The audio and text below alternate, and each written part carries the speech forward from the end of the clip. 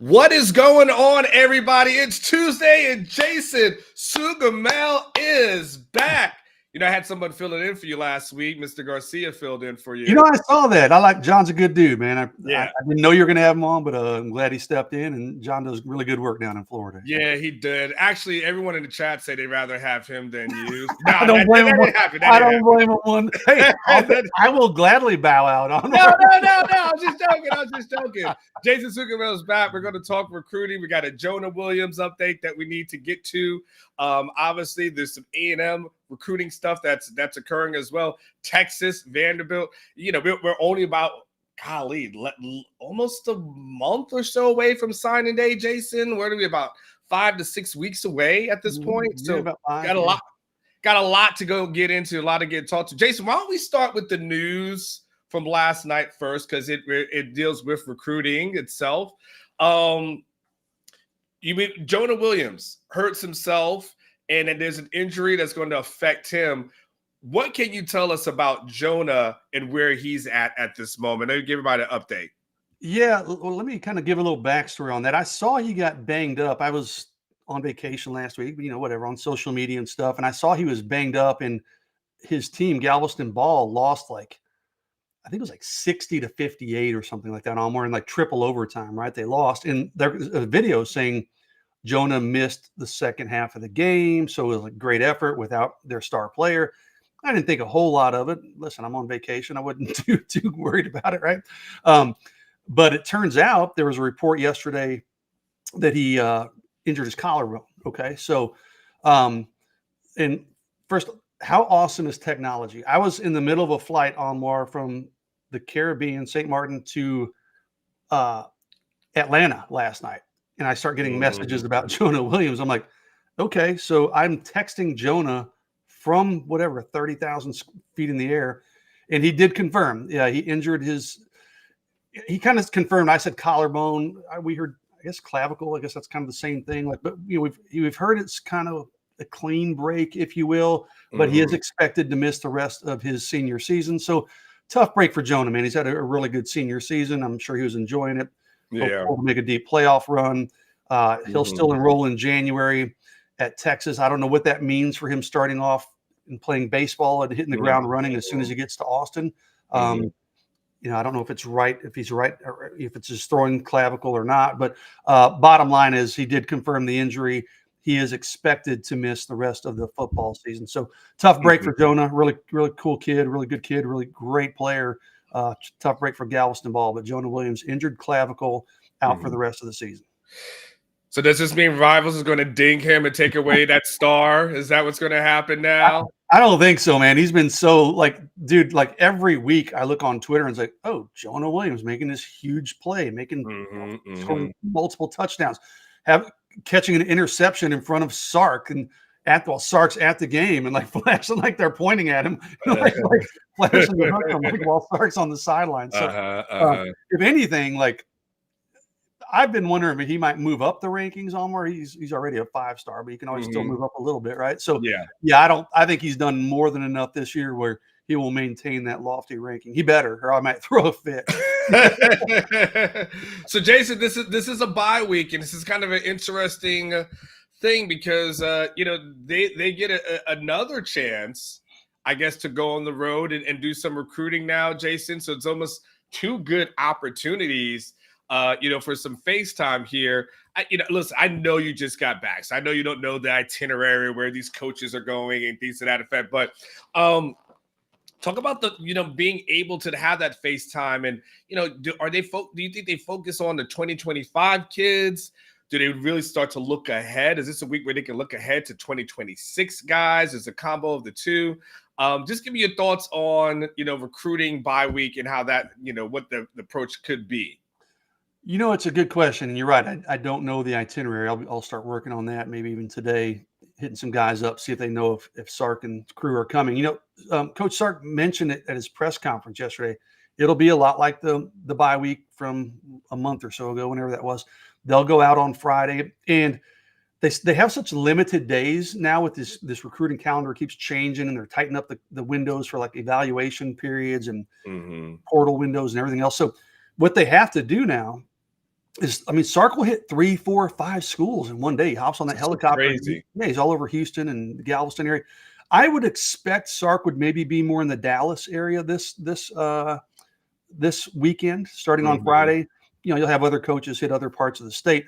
And I don't know this for sure, so this is just me speculating. But he was in the Houston area last time. He went and saw Jonah Williams.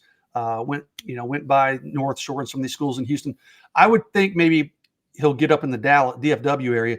There aren't a lot of 2025 guys out there, but he might hit a couple 2025 commits or targets, go to their schools.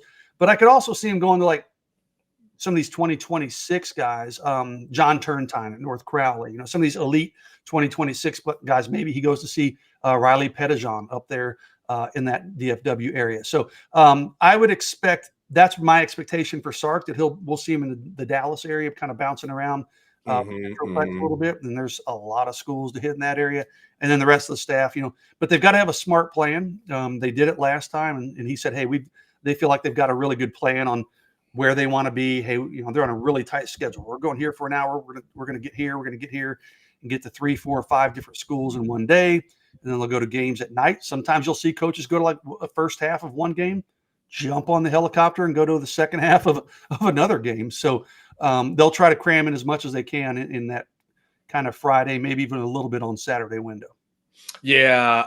And then, of course, from a practice standpoint, they won't have any practice this weekend. Jason, also, I'm just kind of curious. Obviously, the Georgia weekend was a huge recruiting weekend for them. They've only got 2 more games left, though, at home, which is crazy that we're at this point in the season. But they've only got Florida and Kentucky. It's kind of like their last 2 times to maybe bring some guys in. Is this a time, in theory, do you try to get like a Michael Terry back on campus at least one more time just to, do that? Do they make another run at some guys who might be committed?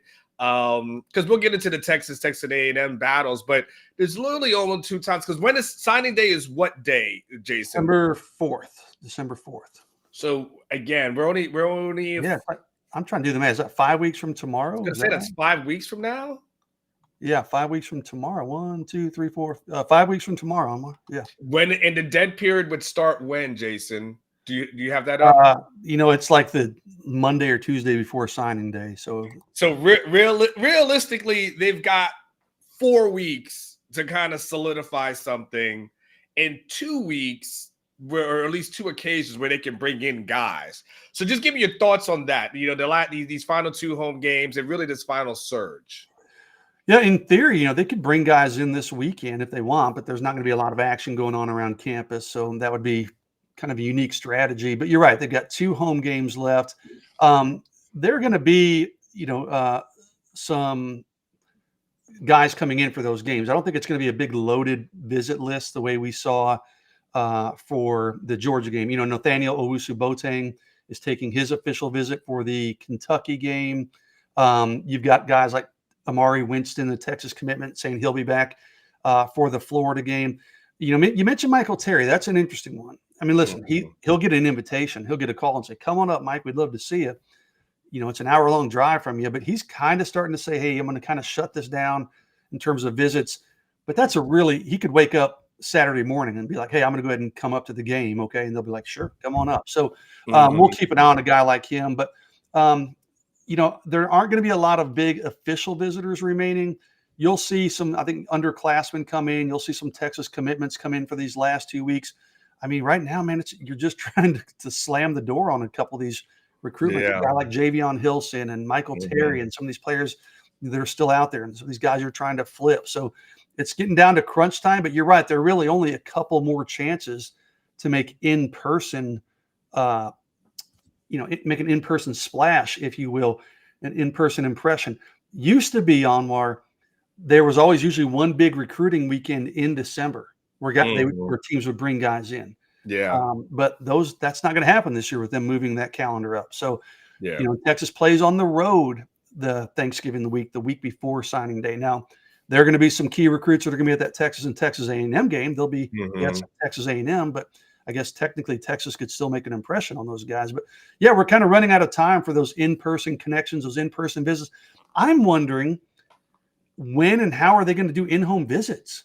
You know, those are always a big thing. In-home visits Mhm. right before signing day. Well, I mean, you got the A&M games on what, Saturday? So you can do in-home visits on Sunday. And then I need to look. You brought up a good question. I think dead period usually starts like Sunday night at midnight the week Uh-huh. before signing day, but maybe they pushed it out to like Tuesday of this year. I need to, I don't have the recruiting calendar pulled up. I need to Yeah. look at that because as I talk it out, you got me wondering. But if they Yeah. can go do in-home visits on maybe Sunday, maybe Monday, maybe even Tuesday, I don't know. Otherwise, I don't know when the heck you're going to do these in-home visits because you're doing game prep, all week leading up to signing day. Yeah, no, you're right. By the way, Zia underscores V. He said, so the Sark copter is coming out again this weekend. I would assume so, Zoe, and rest in peace to our Yankees, Zoe. Early rest in peace to our Yankees, brother. Hey, can I say this, Omar? Speaking of technology, and I know I'm going down a rabbit hole. You're good. Dude, traveling is so amazing these days. So last night, we didn't get back. We landed in Austin at like midnight. We had to go through Atlanta, had a layover in Atlanta to Austin.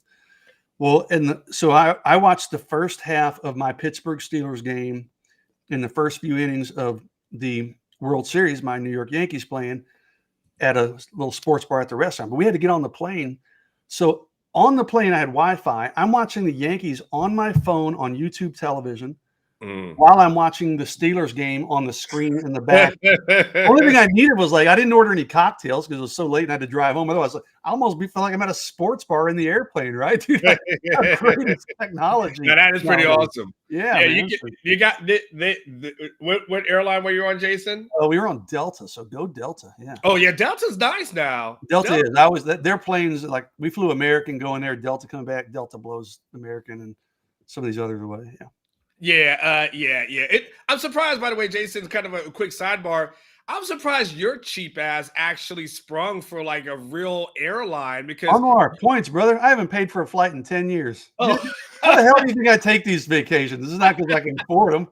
Literally, I've taken my family of 6 to the Caribbean, to Canada, to Mexico. I haven't paid for a flight for any of us. The only I don't want to lie. The only time I'll pay for a flight is if I'm like, oh, it's $39, so I'll pay for that one. Otherwise, no, I use points, my man. So. Last minute. Okay. All right. Well, we'll have to get Jason's travel tips at some point. I have the strategy. We need to do a show. One day we're gonna come on and stay late, and I'm gonna give everybody my strategy on how to fly for free for the rest of your life. It's foolproof. If you're disciplined, it's foolproof. Yeah. Well, my undisciplined ass is going to get that credit card. Exactly. Not paid off at the end of the now month. You know where I'm going. But what happened? I've got a revolving door of these credit cards, and every year I sign up for a different airline, and I do it for me and I do it for my wife, and I just get the points, pay them off, boom, done, cancel it, and then I'm on to the next one next year. So, Look at you, Jason.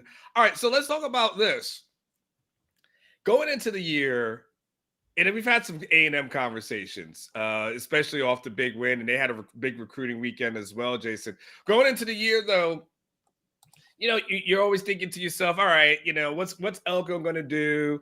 They lose initially, and this kind of was easy to dismiss A&M to say, all right, they're a middle of the pack SEC team. Well, they are now the only undefeated SEC team out there. I'm curious from a recruiting perspective, because A&M has always been relevant in recruiting, even in the bad years. And in NIL, they've got money. So, but when they can put a product behind it, I'm curious what kind of recruiting impact does that have with the recruiting battles with Texas? Because now all of a sudden we thought, all right, all things are equal. You're gonna go to Texas because Texas is the better of the two your options. Well, now A&M doesn't sound like a bad option either. Yeah, I've got so many mixed feelings on this. I mean, they're undefeated in conference, right? They're on top of the conference standings. I'm still not fully convinced they're better than upper middle of the pack SEC. Like if they played, Texas, Alabama, Georgia, Tennessee, Ole Miss, how many of those games are they going to win? I don't know. Maybe one or two, maybe. So I'm not fully convinced, Anwar, in A&M's being as good as the team's record. That being said, I did submit. I posted it in my 3-2-1 this morning. I did my ranking of the Big 12 teams. I got A&M second behind Georgia, ahead of Texas. And I said I almost feel dirty doing this because I'm still picking Texas to win that game by a couple scores. But the way A&M's playing and what we've seen from Texas the last few weeks, if we're being honest, I mean, I just said I think I have to put A&M ahead of Texas, even though I think Texas is still the more talented, the better team with better quarterback play.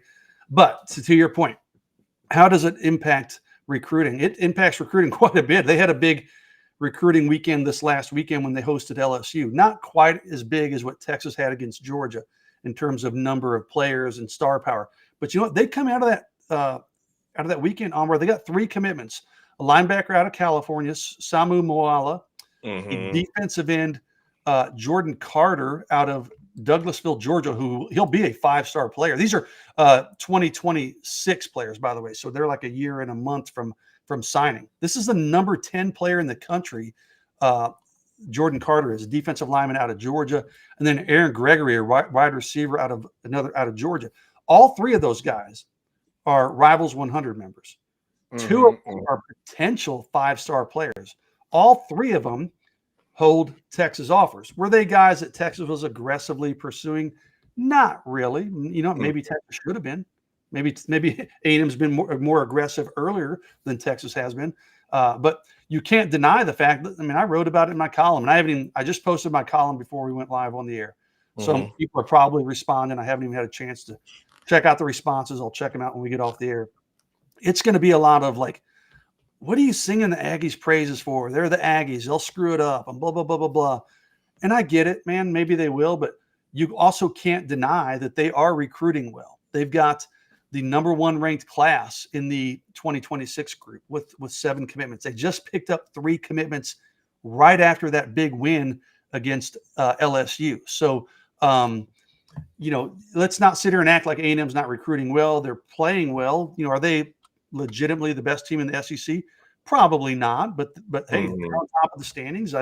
Mike Elko, I think, is a really good coach. I thought when they hired him, I was like, this guy's a good football coach. Now, he's not the most flashy. He's not going to kind of wine you and dine you and win you. He's not Deion Sanders in the way he handles the media and handles the living room, mom and dad.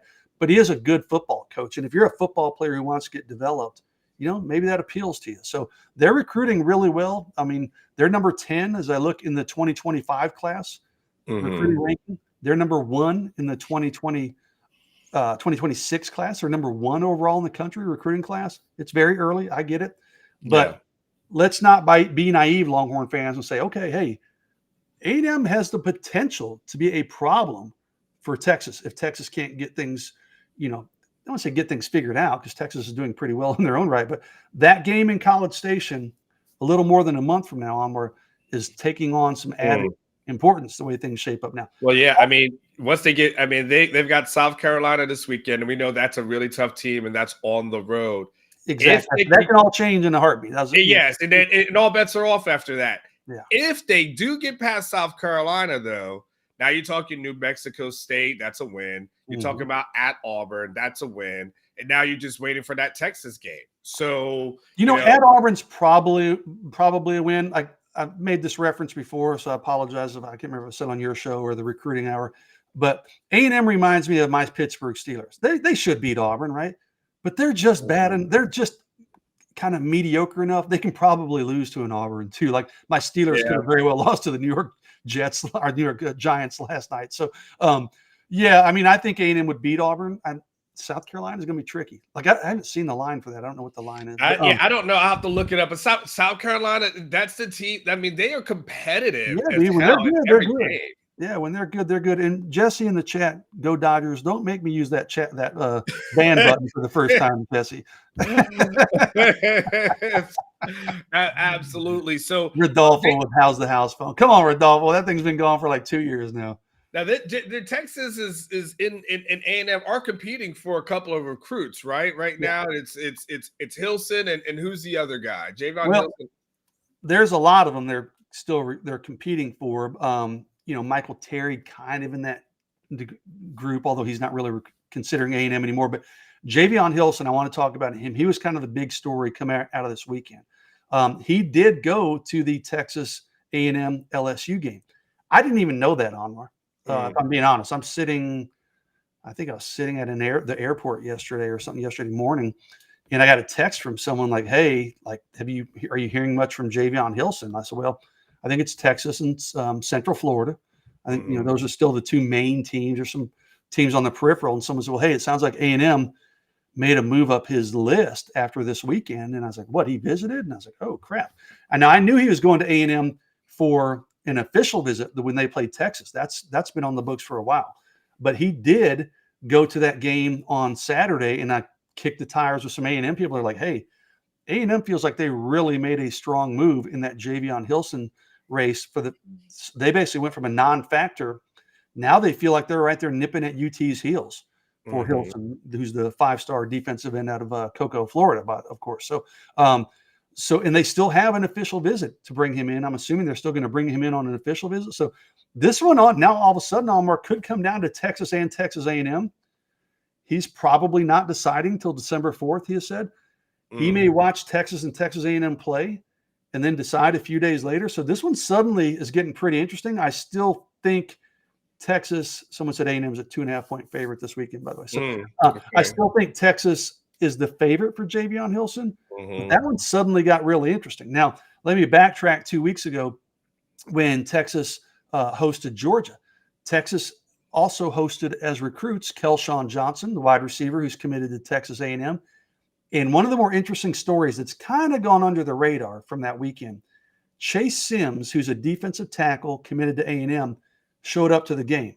Now, Chase Sims was going to take a Texas official visit a few weeks ago. I don't even exactly remember what game that was. If it was UTSA or I think it might have been Mississippi State.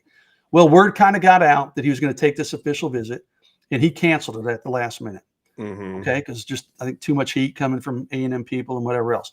Well, I'm down there at the game, at the Georgia game, a couple hours before kickoff, and these recruits are showing up. And right by me and a couple other reporters walks Chase Sims. I'm like, oh, that's interesting. And he and his family were telling someone, they were trying to take a picture, and they're like, no pictures. He's trying to keep a low profile. And I'm like, dude, I told the other reporters, he said that to you, not to me. So I can put it out there. B, like, you can't keep that secret. It's going to get out that he's at the game. So we all tweeted it, hey, but I thought that was an interesting development that hasn't been discussed a lot because Chase Sims hasn't commented. He's not going to comment, but clearly he still has an interest in Texas. We mentioned two home games remaining, Anwar. Could he be a guy that Texas brings in for that Florida or Kentucky weekend? Possibly. I mean, he showed up for a game, so it's possible. So there are a lot of guys that they're both going after in that 2025 class. I wrote about it in my column, if I can peek at my other screen here. Some of the guys they had at the game last week, and there were a lot of them. But KJ Edwards, a running back out of Carthage, Texas is really high on, 2026 player. John Turntine, next year's Michael Fasusi. He was at that A&M game last weekend. KJ Ford, the Duncanville edge, was at the game. Boobie Feaster, everybody's favorite wide receiver, Boobie Feaster. He was at that A&M game. Tank King, who's a linebacker, potential 5-star type player. He raved about the Texas game when I talked to him, to the point we got off the phone. I said, hey, Tank, thanks for your time. Appreciate you. And he goes, you bet, hook him. And I'm like, okay, that's a positive development, right? Well, you should have read his comments about the A&M game after the A&M game, Anwar. So, Jamarian Carlton. I mean, there was a lot of guys, a lot of crossover guys who Texas and Texas A&M were recruiting were at that A&M game last weekend. And A&M made a strong impression, just like Texas did. Texas didn't get the win, but Texas made a strong impression. But A&M made a really strong impression last week. Well, yeah, and then what's unfortunate too is that the A&M they can also, because they have a home game, they can bring guys in for that Texas game as well, right? And and that will be that could be a potential another huge recruiting event for them, correct? Yeah, a lot of these guys. Boobie Feaster told me last night. I talked to Boobie sitting on the dirty floor of the Atlanta airport. I talked to Boobie in an interview. Yes. Oh, the airport floor is horrible. Dude, I couldn't find a chair. It was so damn crowded. It's like, Boobie, I'm just going to have to sit right here. I feel bad for people who sleep on the floor. Oh, man. Well, I think I've done that before, too. It's like coming back from Vegas. That's one of those coming back from Vegas type things on March. I know your flight's delayed, but man, you can't do $100 for a hotel. Like you can't do that. Oh, no, I've never slept overnight, but maybe if I had like an hour to kill or something. Yeah. No, I've never spent the night in an airport, but I've I've seen people just spend the night where something happens, their flight gets canceled, and just like curl up on the floor, and I'm like, oh, no. There's a hotel over here, really. Plus, I snore too loudly. It'd be embarrassing. People be laughing but Booby will be back at that game. There's going to be a lot of guys that will be at that Texas A&M game, including I mentioned Javion Hilson. I'm assuming that official visit is still on, even though he took an unofficial visit last week. But he is expected to be there for an official visit. So, that's we'll kind of we'll build a list up of visitors as that game gets closer. That'll be more. The A&M sites will build it up. I mean, I'll hear some names, so we'll kind of build up our own too. But I would guarantee there'll be a lot of crossover recruits, if you will, that will be Texas and Texas A&M targets will be in College Station that Thanksgiving Saturday. Jason, I know it's early, but one thing Sark is good at doing it, and look, it's not just a Sark thing. I mean, there's other programs that are able to do this, but as we start getting into November, it becomes flip time. And we know that Sark has done really well as far as flipping guys, in these months. Are there guys that you would say, okay, if you just had a handicap, but who would be some guys we should keep an eye on as potential flips? Guys who knew they really loved Texas, but so on and so forth. Guys who, maybe been committed, to Florida. We see these guys, Florida State kids who are like, now I'm out as this. And we see, that what happened with Dalen just a couple of weeks ago. Or you got a rough guess of guys that you're going to keep an eye on as we go into November? Yeah, there are. If I kind of mentally go through it in my head by position, there's really nobody at quarterback, obviously, not running back. Receiver, you could say keep an eye on Kelshawn Johnson, but I don't know that Texas is going to push, if you will, for a fourth wide receiver. We'll see what happens there. Probably not at tight end. Probably not at offensive line. A lot of people keep asking me about Fasusi, but I just don't know that that's going to happen. If he flips from Oklahoma, I've always said this, I don't know that the choice would be Texas, okay, just because Texas's depth chart and things of that nature. Now, Texas was clearly the second choice when he committed to Oklahoma, but now they've added more linemen since then. I just don't know that it would be Texas. So if we're talking about flips on where it's probably going to be on the defensive side of the ball. Okay. You got a lot of them at defensive line. Okay. I mentioned Javion Hilson, who he's technically uncommitted, but he was a Florida State commit. It's still a flip in my mind. Joseph Mbachu, you mentioned Florida. He recently reopened his recruitment from Florida right after he took his Texas visit, by the way. So technically I'm considering him a flip. Kevin Wynn, the defensive tackle, who's a Florida State commitment. I don't think he would flip to Texas, but it's possible. They're still working on him. Malcolm Simpson, we've talked about him before. He's committed to Nebraska. He's out of Hitchcock. If Texas offers, I'm pretty sure, based on what I'm hearing from people close to Malcolm, he will flip. So Texas continues to evaluate him. We'll see what happens. I got a sneaky suspicion, as long as his grades continue to progress, I think he's going to get that offer. I would softly pencil him in for this Texas class. They want a linebacker on more, at least one more. I mean, Riley Pettijon, that's going to be a tough flip, my man, but they're going to keep trying. Madden Faraimo wouldn't be a flip, but they would love to get a guy like Riley Pettijon. I don't know where else they'll go at linebacker if they don't. And they would still like to take another cornerback prospect. So, you got a couple guys there. Kobe Sellers, there's a couple different. Dorian Brew, I think, would probably be the more likely guy to flip. He was at the Texas game against Georgia. So those are some names that I would kind of focus on, but I would mostly focus on defensive line.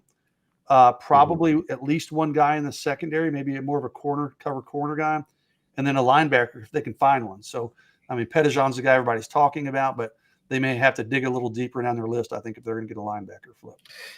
One of the last things I wanted to throw at you was an interesting question that came up yesterday as far as, taking 85 kids in a class as opposed to taking more.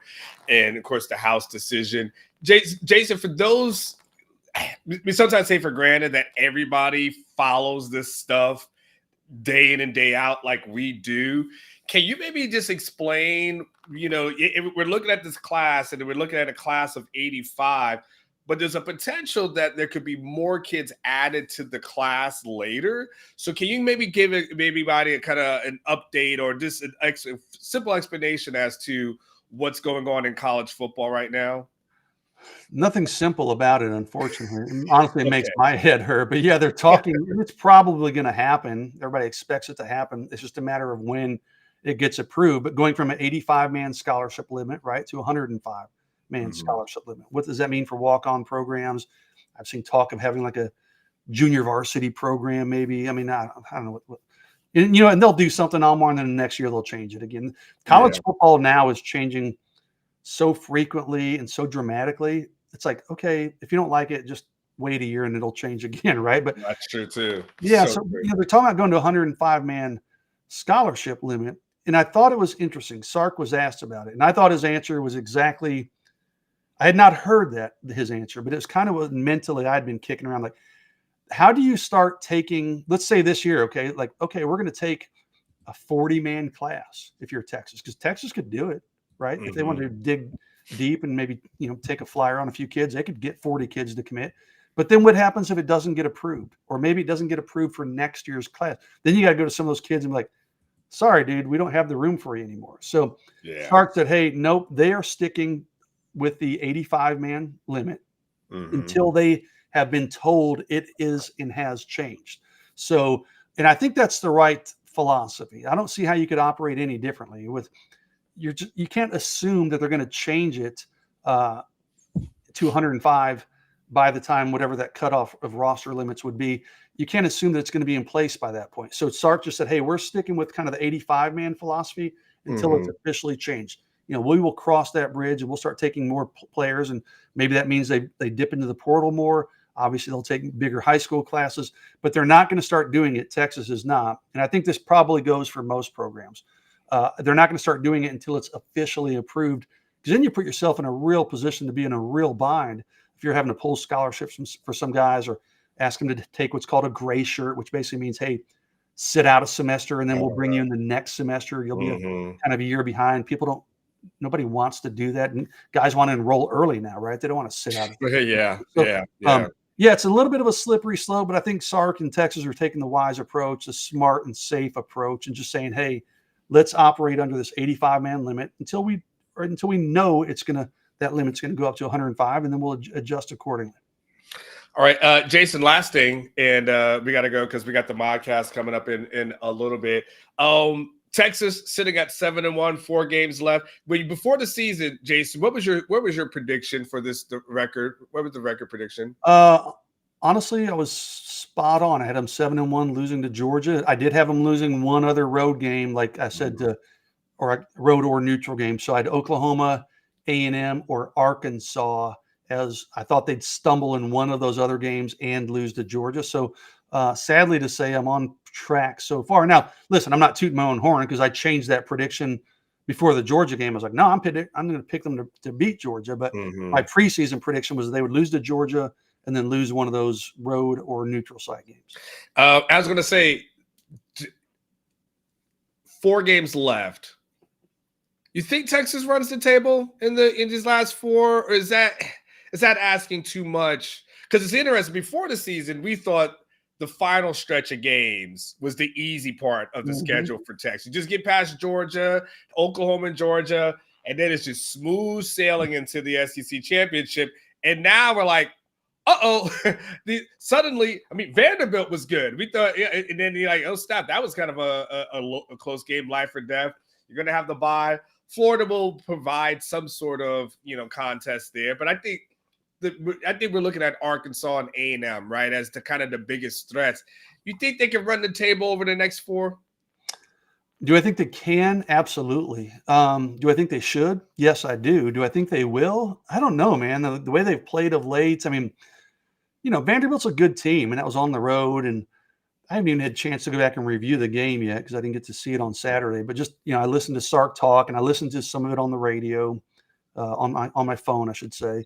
I looking at the stats, it looked like the way Sark described it. And Sark's not one to make excuses, right? So, but he was like, "Hey, man, there's a couple kind of fluky plays that could have gone either way that would have allowed Texas to blow that game open. Just didn't happen. But Can they run the table? 100%. I mean, they'll be favored in every game.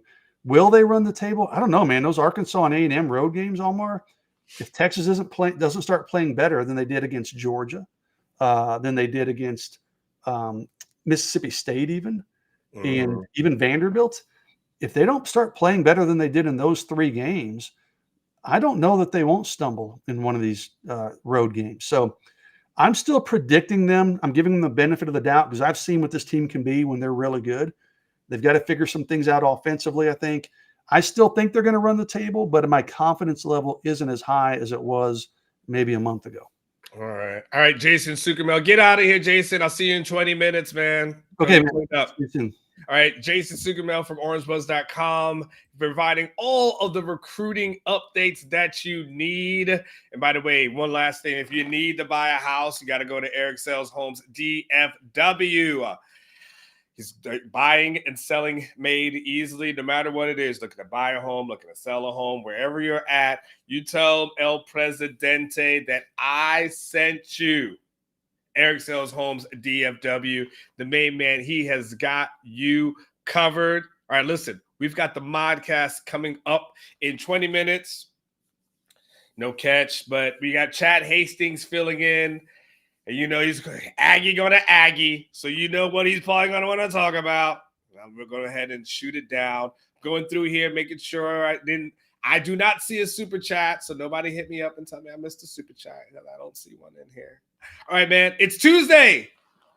You guys go out there, do something fantastic for yourself. You deserve it. It's not a cliche. You absolutely deserve it. Do something nice for yourself. Remember, I always say, live each day like it was your last, because obviously one day it will be. Hopefully not anytime soon, though. Y'all take care. See you in 20, all right?